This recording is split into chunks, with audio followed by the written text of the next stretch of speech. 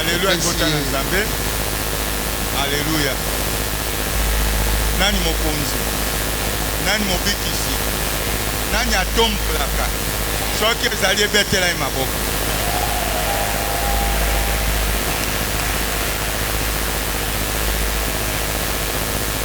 Vraiment, na remercier Zambé ya papa nanga Sewa Longoli, na remercier mingi na koleka.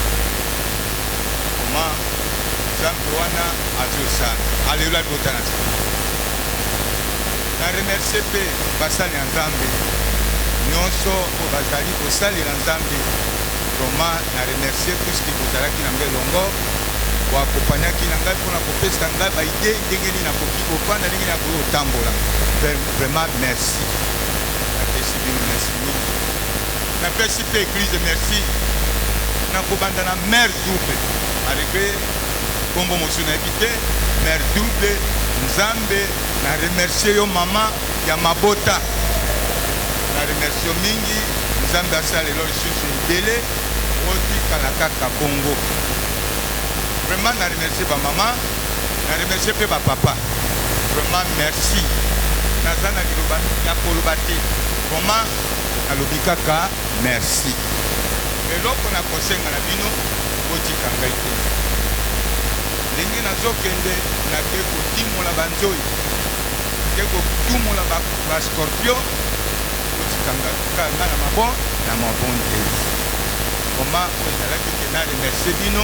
Comment Yangouana, merci.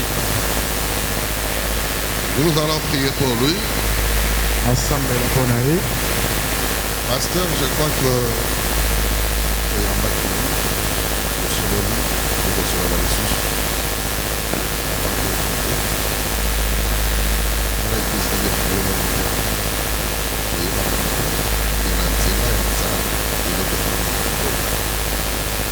Non solo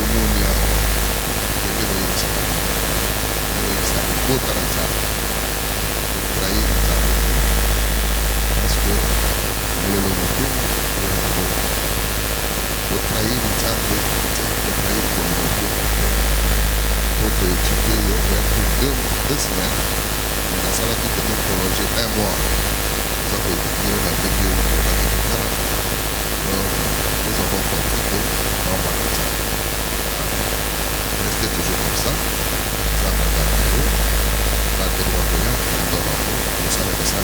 Nous voulons conquérir cette conquête. Donc, conquérir la maison, c'est un choco. Et de conquérir la voie qui est évangile, il y a la famille qui est là. Votre nazar, on y a essayé de la conquête, essayé de la maïté, dans la vie de la nazar, de la Jésus. Dieu se fait notre conquête, il s'avère la Jésus. Alors, pour la nazar, après, on va trouver la vie.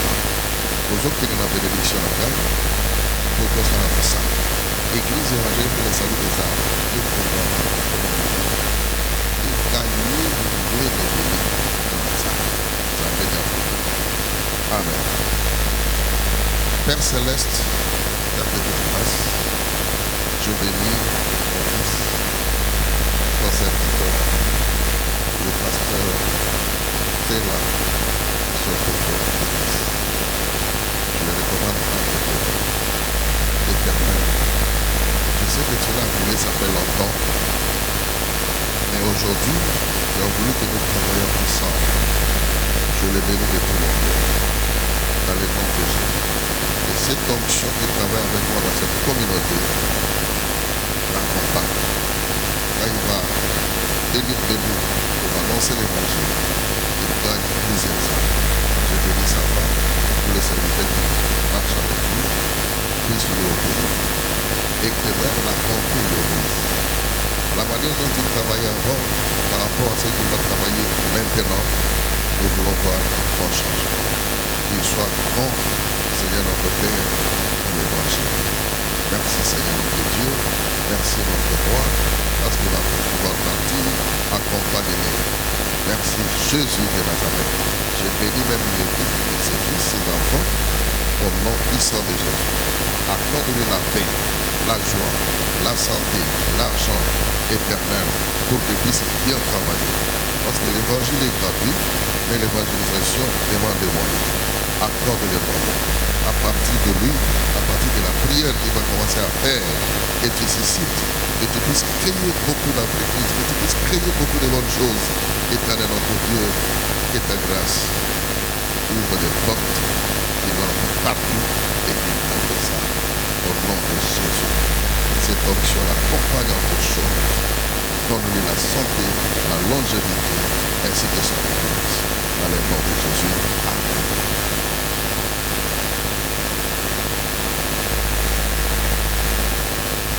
Merci, que Dieu vous bénisse.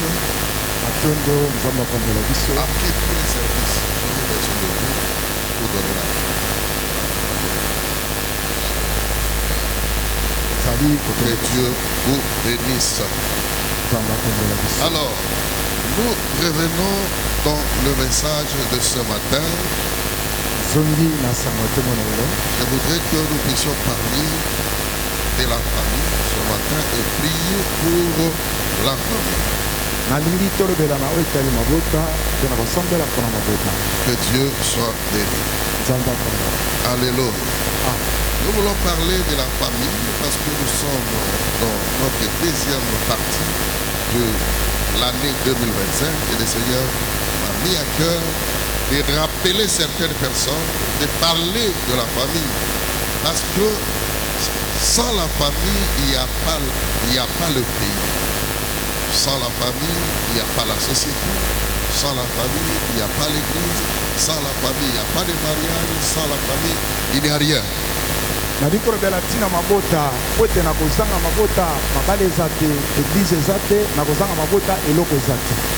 Les gens qui travaillent, les gens qui font certaines choses, ce sont des personnes issues de certaines familles. Alors, dans des familles, si les gens ne sont pas bien organisés, ou ne sont pas bien éduqués, le pays connaîtra beaucoup de choses, beaucoup de problèmes. Même l'église connaîtra beaucoup de problèmes. Même dans la fondation du monde, le Seigneur a commencé par créer l'homme et la femme. Il a créé une famille auquel il a donné autorité. Il a donné la mission sur la terre. C'est que la famille, c'est une création de l'Éternel.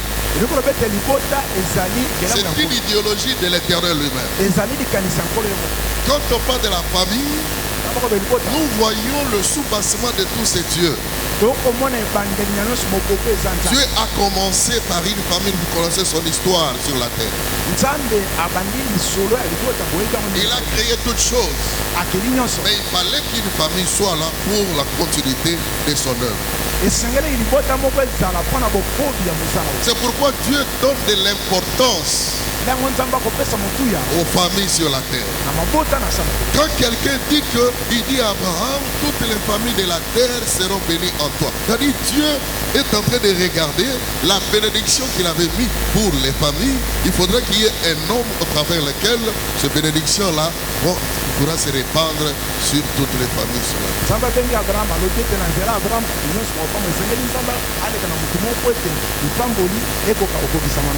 Il ne faut pas négliger la famille. La famille est sacrée. Elle est sacrée. L'Éternel lui-même donne de l'importance à ce qu'il a créé. Il ne faut pas négliger la famille. C'est même la base de la société. Parce que tout part de là. Quand les gens sont bien formés, les gens ont l'amour, les gens ont la patience, les gens sont dans l'union.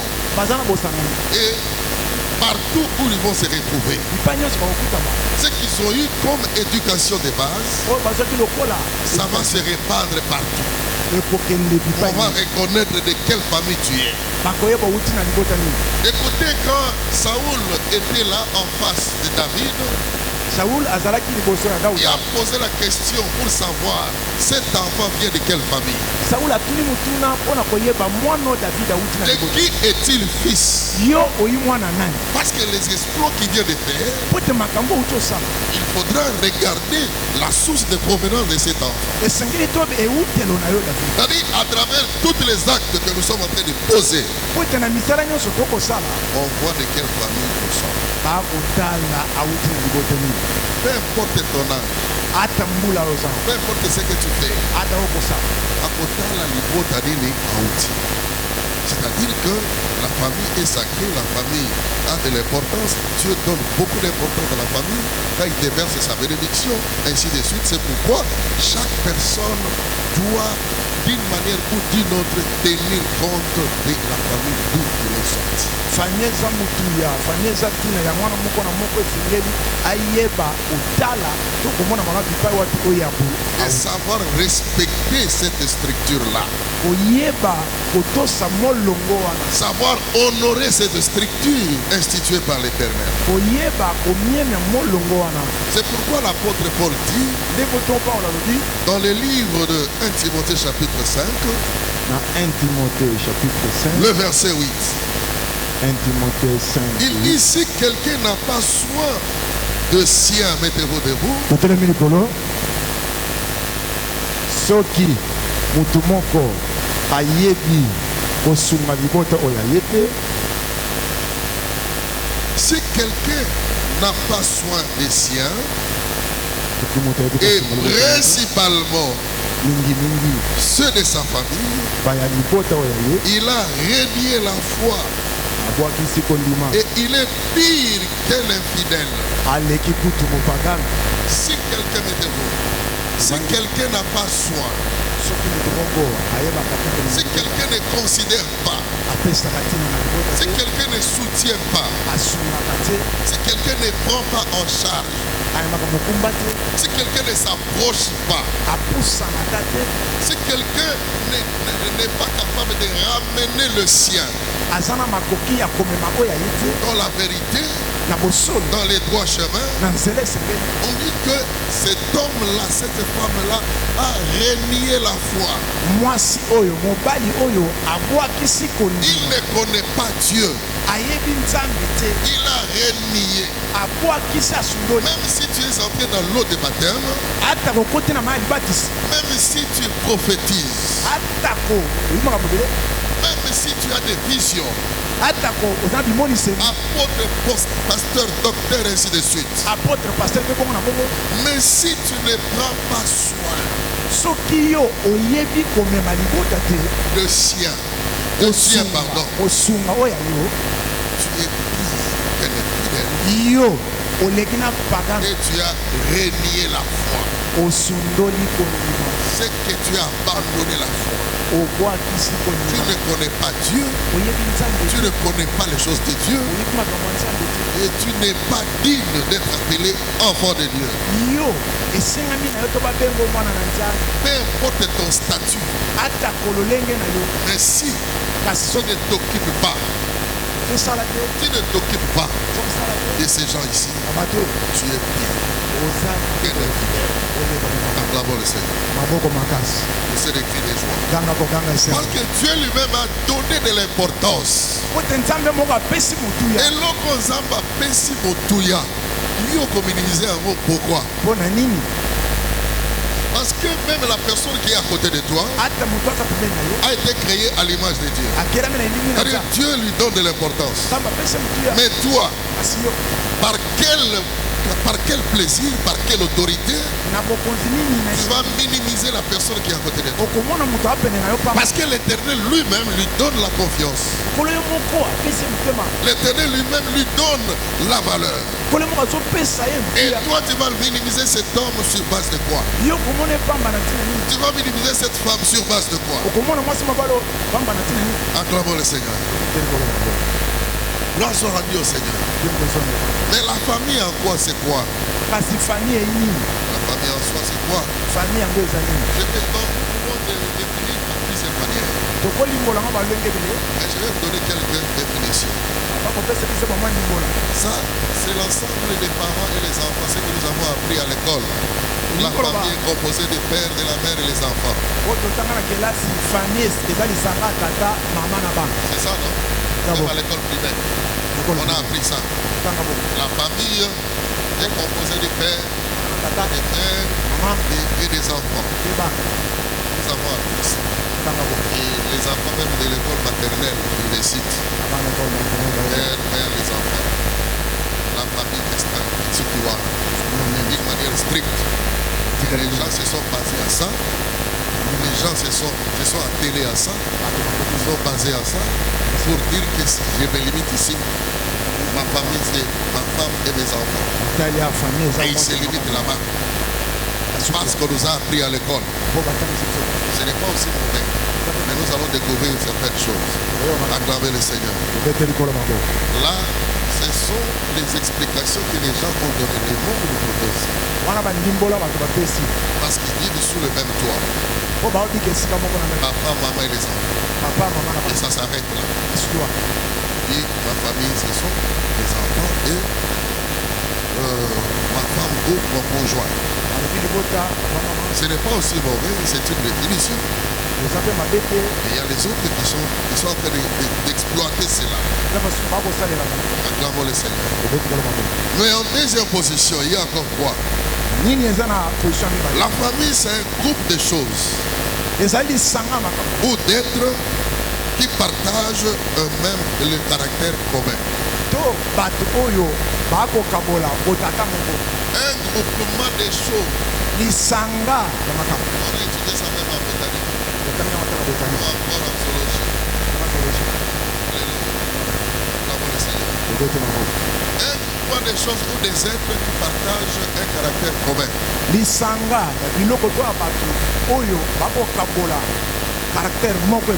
vous regardez la personne, vous regardez cet oiseau, vous regardez cette chose qui partage un caractère commun, qui sont utilisés de la même manière.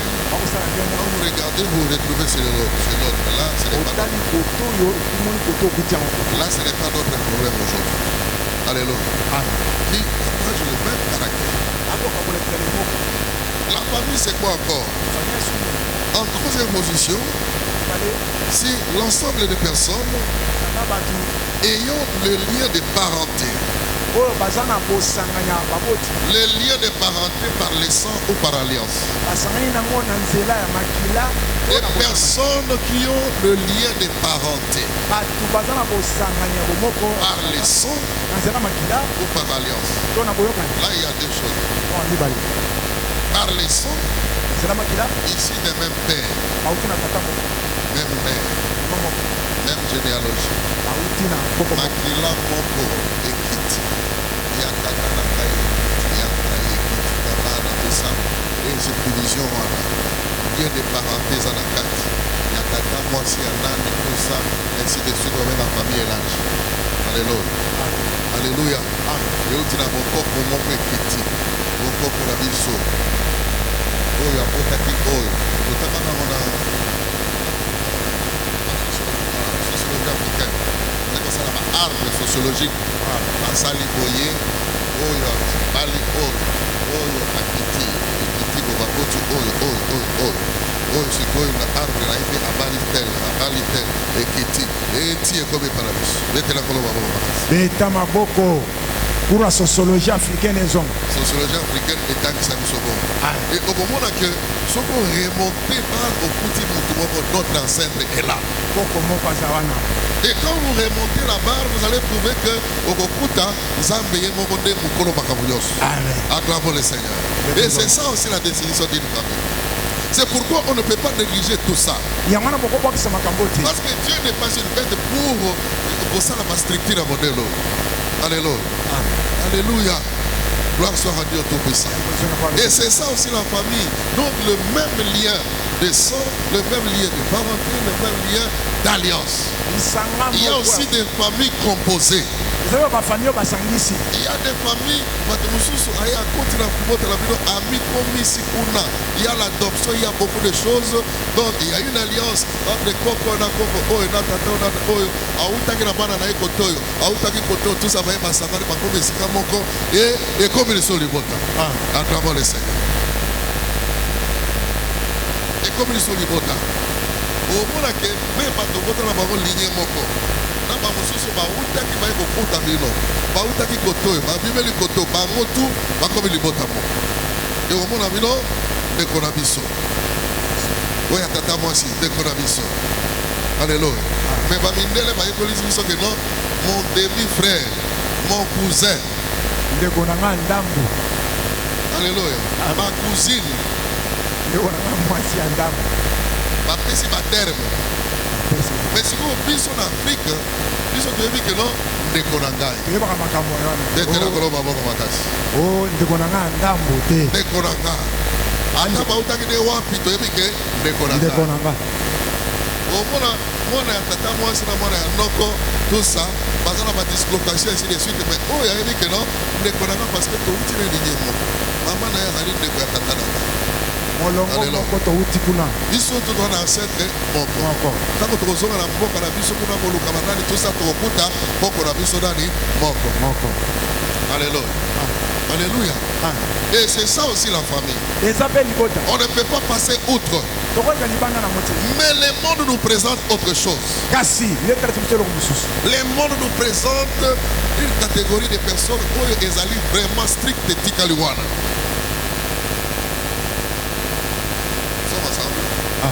Est-ce que nous sommes ensemble? Là, tu as un spirituel. Parce que les millimos pèsent à l'école et Kabola Kabat. Au talent, on a vu que les millimos, parce que Esaïe a beaucoup capté, parce que Christ lui-même avait dit qu'un homme aura pour ennemi les gens de sa propre famille. C'est-à-dire, il y a aussi des familles comme ça. Millimos sont tabola. Carrière, tout ça. Mais il y a aussi la manière dont le Seigneur nous a dit de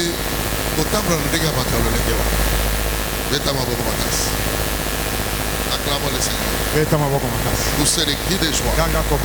Ça aussi c'est une famille. Alors, il y a la famille c'est quoi encore? La famille c'est un groupe de personnes qui vivent sous la protection d'un seul chef.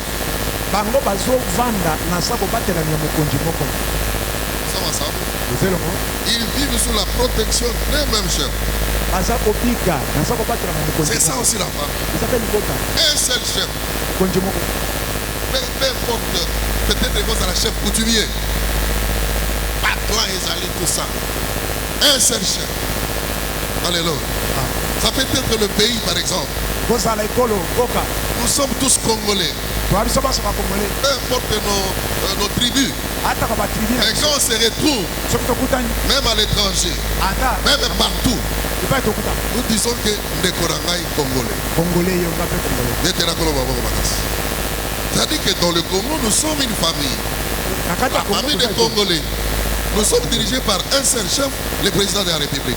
Il y a des Tata Congolais.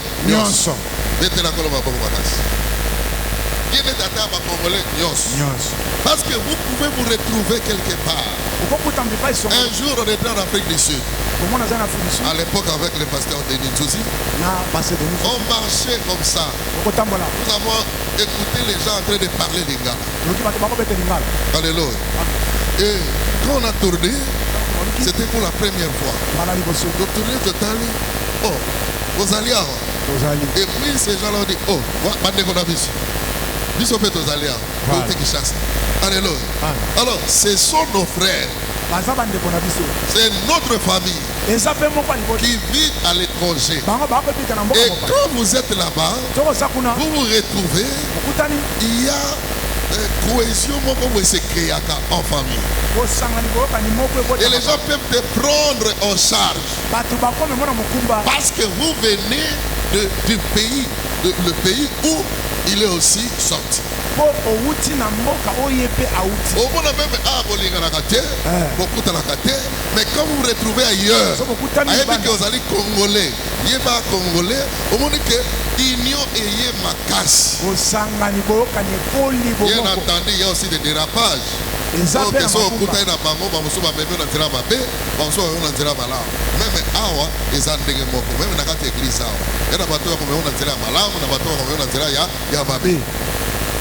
Acclamons le Seigneur. Alléluia. Et quand vous retrouvez, parce que vous partagez le même chef, le même pays, et je vous dis que la famille est sacrée, mais il y a des personnes qui s'abusent de la famille congolaise. Quelque chose qui est sacré, Dieu met, n'est-ce pas, un accent. Il regarde, il met sous son regard sur ça. Et il y a des personnes, même des responsables, qui vendent le pays. Qui sont à la base de la destruction de la guerre, ainsi de suite. Quelque chose que Dieu a donné de l'importance. Il tue les gens et ça va le côté. Ils vendent le pays, ils trahissent, mais ils paieront cher. Parce que la famille est sacrée. Le sang est sacré. On ne peut pas verser le sang comme ça. Kaka pour le sang innocent va parler.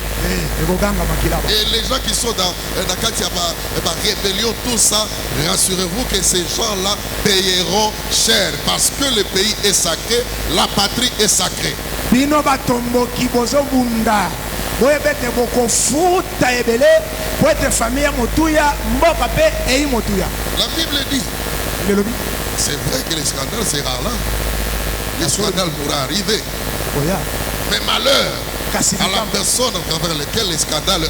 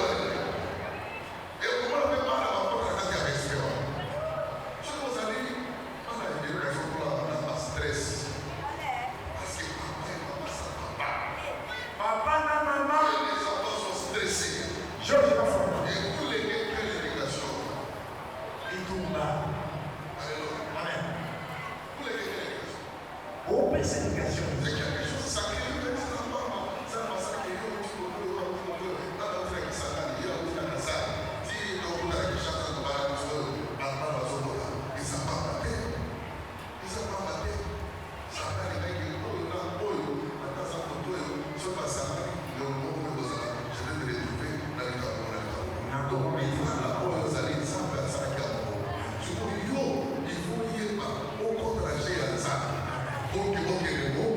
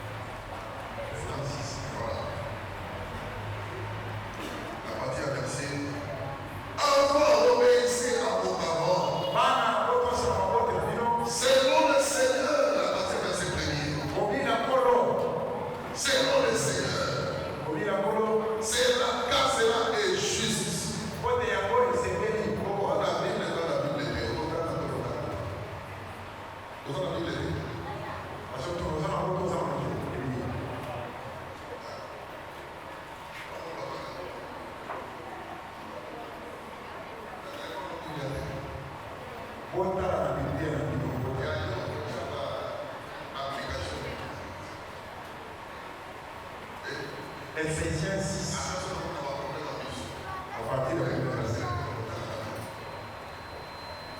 Sur la lignée.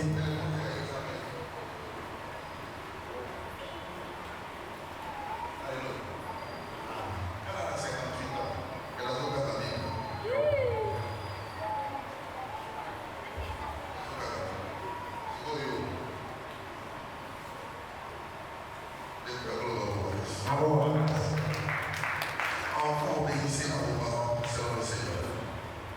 Car cela est juste. Notre Père et ta mère. C'est le premier commandement avec votre promesse. Afin que tu vives heureux et que tu vives longtemps sur la terre. Verset 3. Aux enfants. C'est-à-dire que pour que tu vives longtemps sur la terre, et que tu sois dans une vie heureuse, vous devez honorer vos parents. C'est-à-dire que nous tous ici, comme toi par hasard, nous devons honorer Dieu. Et Dieu dit celui qui m'honore, je l'honore aussi. On honore dans les actes. Tu nous donnes la première place à ton cœur. Tu nous donnes la première position à tout ce que tu auras fait. Et Dieu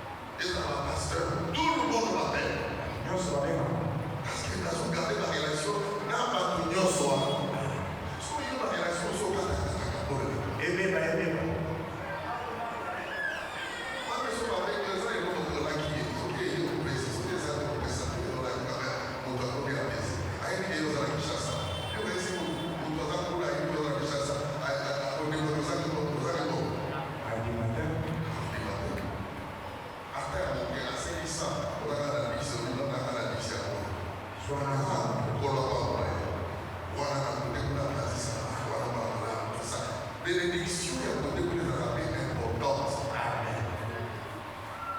Tout le monde va monter. On va même à changer. Quand on est dans la couche, était là-bas et à maman. Était là-bas.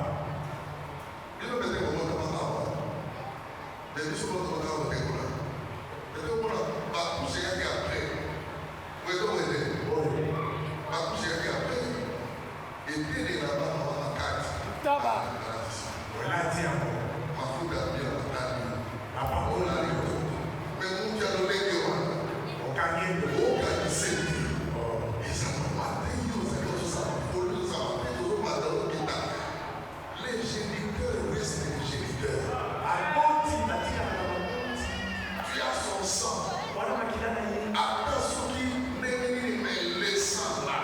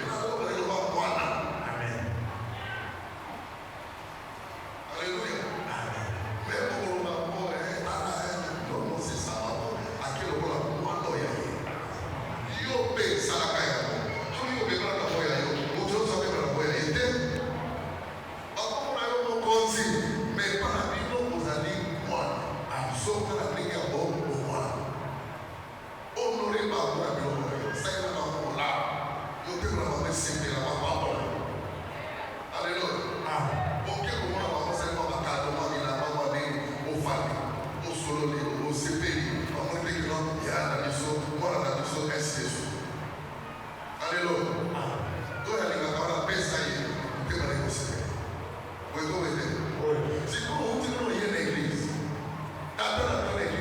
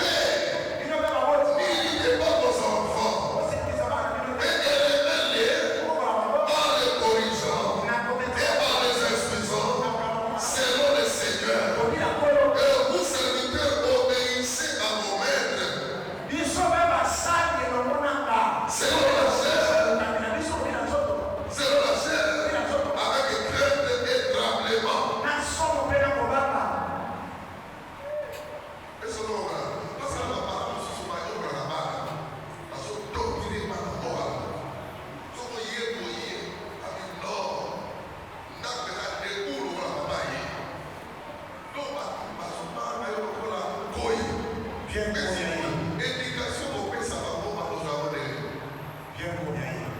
Correction, ça va mandater. C'est pas nous la bas. Non, alors il faut le corriger selon les Seigneurs. Et parfois aussi, accepte la correction. Accepte les instructions. Parce que moi, nous sommes à une correction, le coup la matraquage. Alléluia. La correction, on va aller la cagate. Et pour dire que la barba, allez la cagate. On te corrige. Et la correction, tu vas regarder. Tu vas retourner sur les chemins. Allez, maïoté, après qu'on a bénissé de l'aïoté du mois. Et changer la démarche. On va faire la bien. Soyez pas comme nous.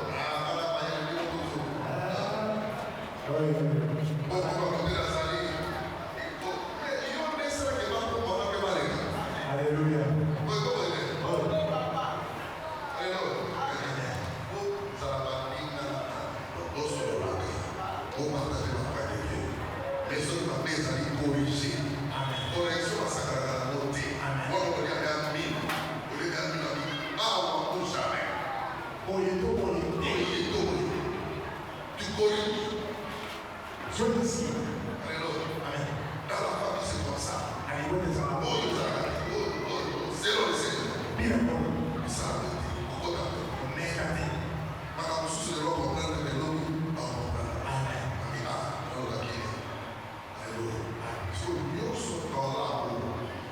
Si a la ko et aussi maté. Amen.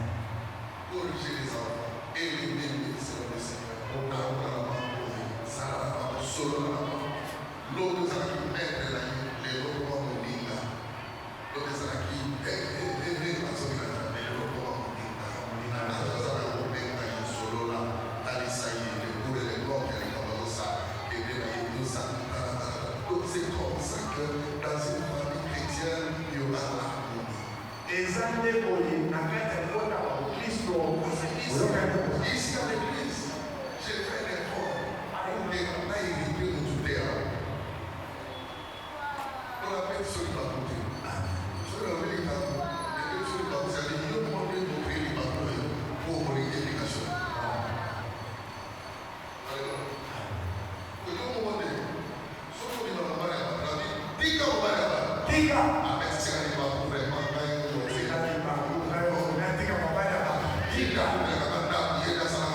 Diga. Santa passa para o povo, se soma Santa passa na Jesus para pastor. Diga. Até Deus ouvia pessoas para Massacra, massacra, baseado. na divisão de Bacu, de Rio, não nos animamos. Napa, diga eu não dá na rua. Diga. Olha acabar com quem? Me pensa respeito, só não penso respeito. Uma pessoa feminina. Parceira da minha família.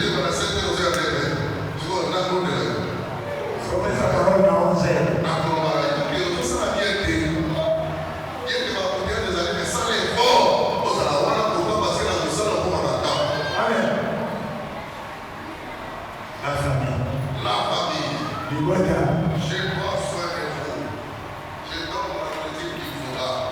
As outras vão